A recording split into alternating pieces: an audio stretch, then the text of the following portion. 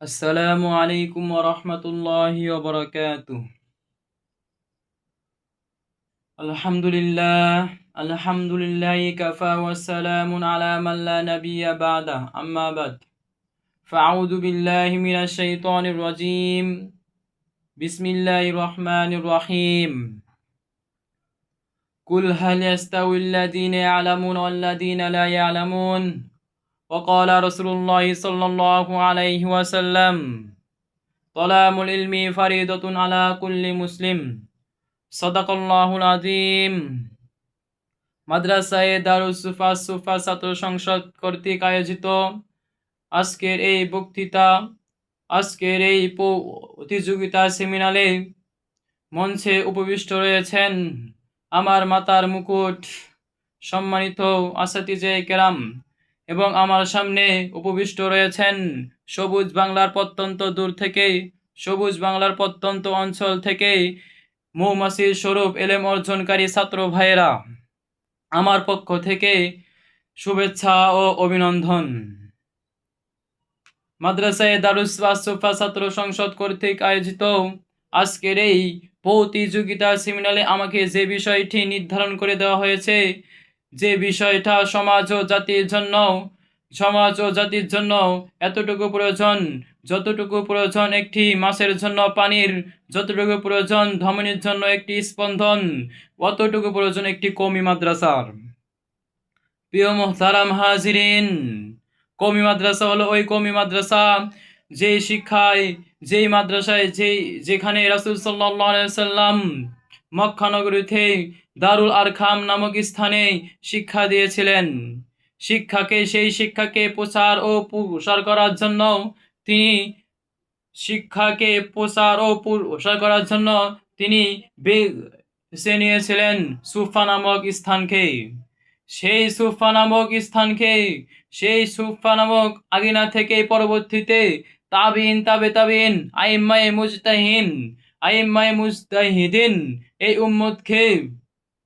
এই উম্মতে মুহাম্মাদিকে রিসালাতের নূর পৌঁছে দেওয়ার জন্য নবী করিম সাল্লাল্লাহু আলাইহি ওয়াসাল্লাম ছড়িয়ে পড়েছেন। প্রিয় মুহতারাম হাজরিন, আজ এই শিক্ষাগুলো এই কওমি মাদ্রাসাগুলোতে দেওয়া হয়। আজ এই দ্বীনি শিক্ষাগুলো দেওয়া হয়। তাই আল্লাহ তাআলা বলেন, কুল হাল ইয়াস্তাউল লাযীনা ইয়া'লামুন ওয়াল লাযীনা লা ইয়া'লামুন। যে ব্যক্তি জানে আর যে ব্যক্তি জানে না, তারা কোনো সমান হতে পারে না। আমি বলে দিতে চাই, প্রিয় মুহতারাম হাজরিন, আমি বলতে চাই, এই পৃথিবীর বুকে যদি কওমি মাদ্রাসা এই পৃথিবীতে মানচিত্র না থাকতো, যদি কওমি মাদ্রাসাগুলো আজ যদি এই পৃথিবীতে না থাকতো, তাহলে জাতি চিনত না তার প্রভুকে, জাতি চিনত না তার রাসূলকে, জাতি চিনত না তার প্রভুকে। সেই আইয়ামে জাহিলিয়াতের মতো হাজার হাজার প্রভু বানিয়ে পূজা করার পর সেই মূর্তিগুলোকেই আবার তারা ভেঙে ফেলতো, ঠিক কিনা? মুহতারাম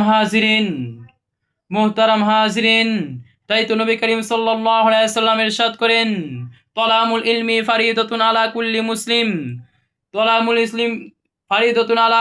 মুসলিম। প্রত্যেক মুসলমানের উপর দ্বীনি ইলম শিক্ষা করা ফরজ।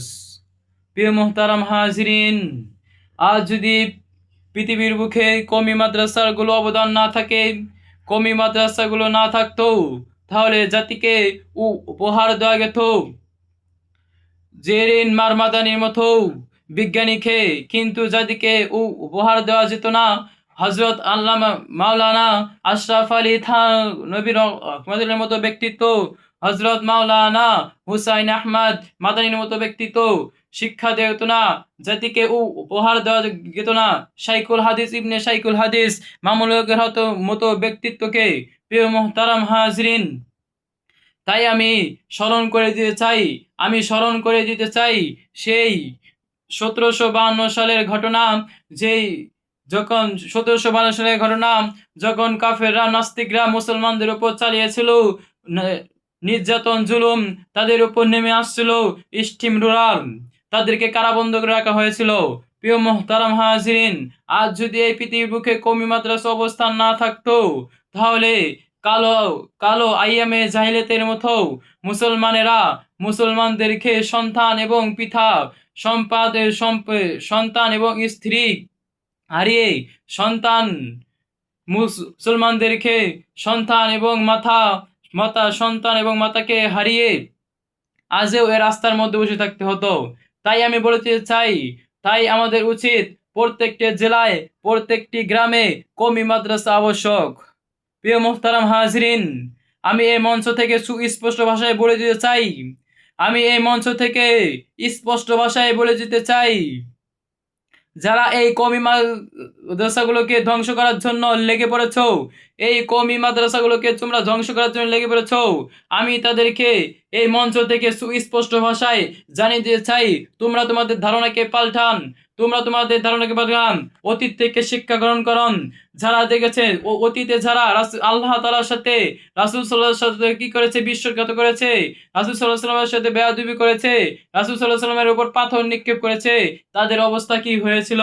আবু জেহেল, উতবা, সাইবা, তাদের থেকে তোমরা স্মরণ করো, তাদের থেকে শিক্ষা গ্রহণ করো। নয়তো তোমরা তো ভাবতেছ উলামায়ে কেরাম মাদ্রাসায় মসজিদে বসে থাকে, তারা তোমাদের কিছুই করতে পারবে না। এই ধারণা তোমাদের ভুল। তোমরা তোমাদের ধারণাকে পাল্টাও। উলামায়ে কেরাম যদি একবার জাগ্রত হয়, তাহলে তোমাদেরকে ধ্বংস করার জন্য 5 মিনিটের সময় লাগবে না, ঠিক কিনা? মোহতারাম হাজরিন, সময় অল্পতা হওয়ার কারণে আমি আমার বক্তব্য এখানেই শেষ করছি। ওমা তৌফিক ইল্লা বিল্লাহ।